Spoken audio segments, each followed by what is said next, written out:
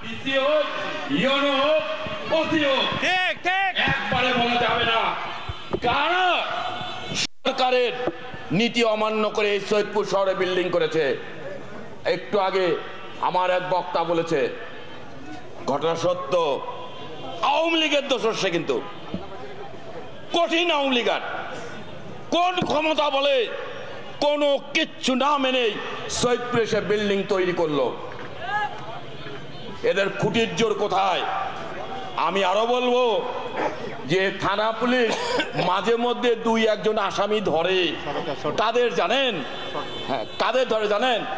একেবারে চুনোপুটি, যাদের ধরলে বাড়িতে ওর বউ বাচ্চা না খেয়ে থাকবে তাদের ধরে।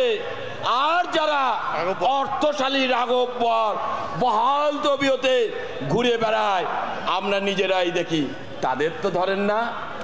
আমি আমার কথা আর বাড়াতে চাই না, আমি পরিশেষে বলতে চাই যে আমরা যারা ত্যাগ স্বীকার করেছি দীর্ঘদিনের, এই ত্যাগের মূল্যায়ন পার্টির ভারপ্রাপ্ত চেয়ারম্যান করবে এবং সুবিধাবাদীদেরকে বয়কট করার আহ্বান জানিয়ে সৈয়দপুর কিশোরগঞ্জ বাসীর প্রতি আন্তরিক কৃতজ্ঞতা জানিয়ে সৈয়দপুরের ব্যবসায়ী থেকে শুরু করে সর্বশ্রেণী লোকের প্রতি কৃতজ্ঞতা জানিয়ে বলতে চাই, অতীতেও আপনাদের সাথে যেভাবে ছিলাম আজও আছি, আগামী দিনেও থাকবো, এই আশাবাদ ব্যক্ত করে